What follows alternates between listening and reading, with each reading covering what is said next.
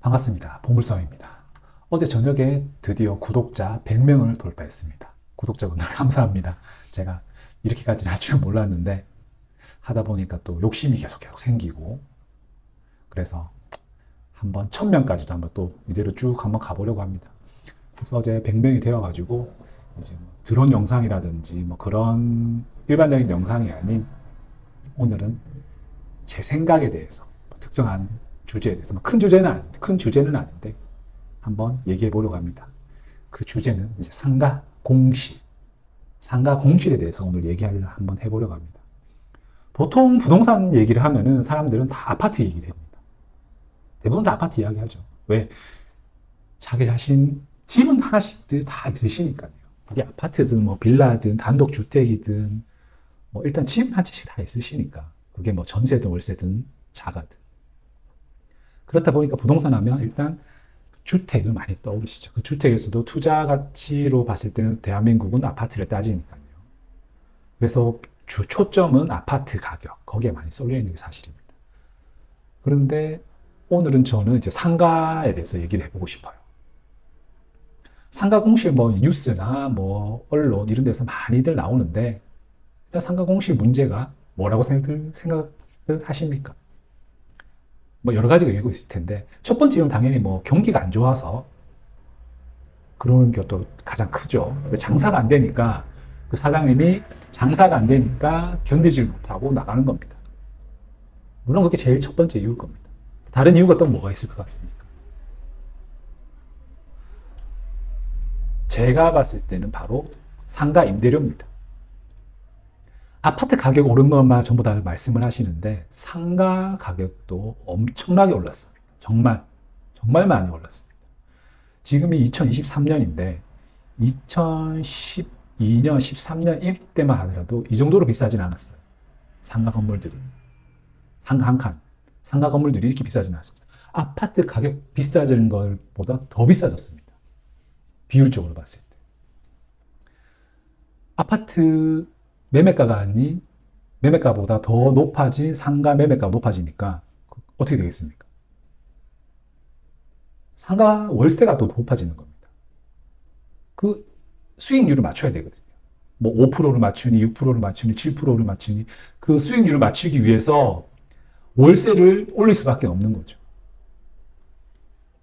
네이버 부동산입니다. 지금 뭐 대연동 이쪽에 있는 건데, 뭐 층수마다 다르고 크기마다 다르고 한데, 그냥 쭉 보시면은 5층, 2층, 1층 350, 1층 작은데 130, 2층 70, 100, 130, 뭐 이런 800짜리도 있고요. 180, 200, 160, 300, 70도 있네요. 전용. 이런 거는 좀 떨어져 있고, 뒷부분 거. 사람 잘 안 다니는 길이죠. 200, 250, 120. 이렇게 쭉 보면은 다 이래요. 그냥 뭐 좀 하겠다 싶으면은 기본 100은 깔고 들어가야 됩니다. 기본 100은. 생각해 보십시오. 제가 뭐 예를 들어서 뭐 저가 커피숍을 하나 하고 싶다. 일단 기본 100만 원을 내고 들어가야 됩니다. 아무것도 안 했는데. 아무것도 안 해도 기본 100만 원 내고 가요. 그것도 부가세 별도죠. 부가세도 내야 되고. 그리고 본사에도 돈 내야 됩니다. 세금도 내야 되죠. 전기세도 내고, 상하수도비도 내고, 가스비도 내고, 커피숍은 가스는 안 하겠네요. 실제로 그러니까 그 사장님이 가져가는 돈이 얼마가 되겠습니까? 알바비도 줘야 돼요. 보험금도 줘야 돼요. 실제로 사장님들이 가져가시는 금액이 얼마 없습니다. 물론 다 올랐어요. 인건비 많이 올랐죠. 정말 많이 올랐습니다. 근데 저는 인건비 오르는 거는 뭐 사람이 일을 하고 하다 보니까 어느 정도의 최저임금을 맞춰줘야 된다고 생각합니다. 그건 별개로 상가 임대료를 저는 얘기를 하고 싶은 게, 너무 비싸졌다는 거. 상가 임대료도. 제가 부동산 처음 시작할 때 12년 이때만 하더라도 뭐 50, 60 이 정도 선이었어요. 근데 지금은 100이 다 넘었죠. 제가 처음 부동산을 사무실을 제가 얻을 때 60만 원에 들어갔습니다. 500에 60만 원. 그런데 2년쯤 지나니까 주인분이 오셔가지고 그러시더라고요. 월세를 올리겠다. 그때 처음 얘기하신 게 한 100을 얘기하셨던 것 같아요. 100 정도. 제가 말씀을 드렸죠. 그렇게 올리는 건 안 된다. 상한선이 있기 때문에 그렇게 올릴 수는 없다. 그리고 주변 시세를 좀 봐달라. 사람들은 다 그래요. 자기가 가진 거는 예뻐 보이고 좋아 보이고 다 그렇습니다. 아파트도 그렇고 뭐 상가도 그렇고. 이 사무실은 60만 원짜리가 아니다. 100은 받아야 된다. 저는 안 된다고 말씀드려요. 정 안 되시면은 우리 법대로 하자. 그렇게 말하니까 근데 그분도 어쩔 수가 없는 거예요. 그냥 가만히 있더라고. 근데 그다음부터 저한테 하나하나 꼬투리를 잡기 시작합니다. 왜 주차를 여기 했냐? 여기는 왜 이러냐? 이런 식으로 얘기를 하면서 저를 계속 시비를 거는 거죠. 그래서 결론이 어떻게 됐냐? 3년 뒤에 제가 나왔습니다. 나올 때도 어떻게 나왔냐면 간판부터 안에 정리 싹 하고 나가라고 하더라고요. 간판 다 뗐고요. 앞에 썬팅지 붙은 거 다 뗐고요. 안에 싹 비었습니다. 그 비우는데도 돈 들어갑니다. 철거하는데도. 보통 상가는 나가면은 그냥 두고 나갑니다. 왜? 다음 사람도 오기 때문에. 다음 사람 오면은 간판도 달고 하는데 뭐 총괄이 할 수도 있기 때문에 그냥 그대로 가는데 주인이 마음에 안 들었던 겁니다. 제가. 자기한테 골칫덩어리였던 거죠. 그러니까 끝까지 저한테 복수를 하는 겁니다. 끝끝내 제가 받을 보증금에서 그 또 남은 것들도 제하고 주시더라고. 그 사람 심리가 어떻게 되냐면 그때는 이제 그냥 네 마음대로 해라. 이렇게 되더라고요. 그 다음에 거기 이제 조그만 호프집이 들어갔습니다. 120 받더라고요. 그렇게 상가 임대료가 올라갑니다. 상가 임대료가 그렇게 올라갔어요. 그리고 세 번째 이유. 우리 어릴 때 생각해 보십시오. 동네에 상가가 그렇게 많지 않았습니다. 저 멀리에 슈퍼 하나, 그리고 저쪽에 또 슈퍼 하나. 어느 정도 거리가 있었고요. 그리고 뭐 그 옆에 정육점, 치킨집이 있을 수도 있고, 미용실이 있을 수도 있고요. 이런 식으로 뜨문뜨문 있었습니다. 그리고 말 그대로 동네 상권에는 뭐 우리가 말하는 뭐 맥주집 이런 게 별로 없고, 그냥 조그만한 소주빵이라든지 그런 게 있었고, 그나마 사람들이 좀 많이 다니는 곳에 나가야지 그런 우리가 흔히 말하는 뭐 술집이라든지 커피숍이라든지 그런 게 있었죠. 근데 요즘은 어떻습니까? 상가가 너무 많아요. 정말. 너무 많습니다. 예전에는 코너에 가게가 있었는데 이제는 그 코너 사이에 또 5개 정도의 또 가게가 또 들어섰습니다. 빌라 1층 밑에 용도 변경해서 상가 만들었고요. 주택 허물어서 1층 상가 만들고요. 상가 정말 너무 많습니다. 그러니까 상가가 남아도니까 상가 공실이 또 생기는 거죠. 그런데 또 수익률 맞춰야 되니까 상가 임대료를 내릴 수가 없어요. 뭐 예를 들어서 5억에 내가 그걸 샀는데 상가 임대료 5% 맞추려면 또 그거에 맞춰서 할 수밖에 없는 거죠. 뭐 250 받으려고 하는데 100을 받을 수는 없잖아요. 대출 낸 것도 있을 텐데. 그렇기 때문에 상가 임대료는 올라가고 상가 공실은 더 많아지는 겁니다. 웃기죠. 상가 공실도 많아지는데 상가 임대료도 올라갑니다.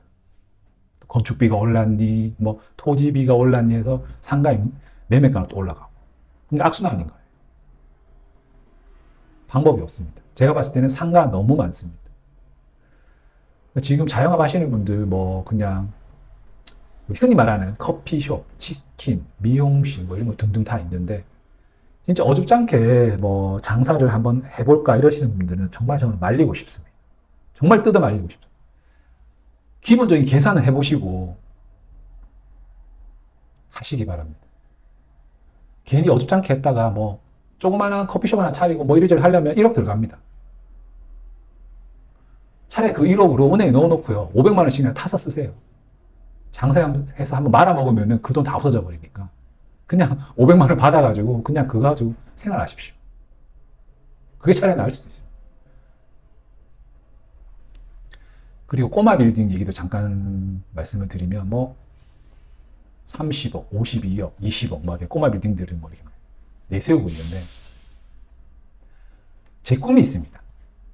제 꿈이 꼬마 빌딩 사는 거? 아니에요. 그런 거 아니고 제 꿈이 있는데 제 미래의 꿈의 중에 하나가 당연히 임대료 받는 겁니다. 왜 부동산 하니까 제가 임대료의 그 단맛을 알거든요. 지금도 받고는 있지만 제가 임대료를 받고 있는 게 있어요. 근데 그게 너무 달콤합니다. 진짜. 그러니까 이게 맛을 한번 보니까 그걸 원하게 되더라고요. 제가 최종 세팅을 하고 싶은 게 있는데 그건 여기서 뭐 말씀드릴 수는 없지만 일단 꼬마 빌딩 보시면은 꼬마 빌딩 뭐 4층짜리, 5층짜리 뭐 이런 게 다 꼬마 빌딩이죠. 한번 보십시오. 1층은 거진 다 나가 있습니다. 근데 1층이 비어 있을 수도 있습니다. 임대료가 높거나 하면은 1층도 비어 있습니다. 2층까지도 나가고 나갈 수도 있고 안 나갈 수도 있고. 근데 3층, 4층, 5층은 비어 있는 환경이 없죠. 잘 따지셔야 돼요. 만약에 20억 주고 내가 꼬마 빌딩을 샀는데 1층, 2층만 상가 임대만 나갔다. 3, 4, 5층은 임대가 나가지 않았다. 이러면 마이너스입니다. 예전에는 꼬마 빌딩 한때 유행해가지고 거래도 많이 되고 그랬는데 요즘은 또 어떻습니까? 뭐 어떤 연예인이 꼬마 빌딩 샀다가 다시 팔았다. 얼마 마이너스 보고 팔았다. 이런 분도 계시고요. 이런 소식도 있죠. 뭐 또 누구는 뭐 잘해가지고 또 얼마를 더 벌어서 팔았다. 그런 말도 들려오는데 잘 따지셔야 될 게 꼬마 빌딩이든 뭐 통건물을 사실 거면 내가 임대료 다 넣는다고 생각을 하고 접근을 하시는데 그러기 쉽지 않습니다. 임대료 다 맞추기가 쉽지가 않다. 그래서 보통 요즘은 큰 건물 크게 지어가지고 메디컬 센터 많이 지으시죠. 전부 다 병원 넣으려고. 1층에 약국 집어넣고. 꼬마 빌딩 매매하실 때도 잘 따지고. 그러니까 한 개층은 공실로 있을 수 있다 가정을 하고 접근하십시오. 그러면은 접근하기 편하실 겁니다. 오늘 상가 공실에 대해서 얘기하고 있는데 첫 번째 이유, 경제가 좋지 않다. 경기가 좋지 않다. 두 번째, 임대료가 너무 비싸다. 세 번째, 상가가 너무 많다. 요 세 개인 것 같아요. 제 생각에. 뭐 최저임금도 오르고 그럴 수도 있고 뭐 그런 것도 있는데 부동산 입장에서 봤을 때는 상가 매매가가 너무 올랐고 그에 따라서 상가 임대료도 너무 올랐다는 점. 그리고 상가 분양도 너무 많다는 점. 앞으로 상가 분양이라든지 매수하실 거면 정말 고민 많이 하시고 될 자리에 매매를 하시기 바랍니다. 오늘 상가 얘기 잠깐 했는데 제가 앞으로도 제 머릿속에는 얘기가 너무 많아요. 근데 다 해드릴 수는 없고 맨날 해드릴 수도 없잖아요. 차근차근 해드릴 테니까 기대해 주시기 바랍니다. 이상 보물섬이었습니다.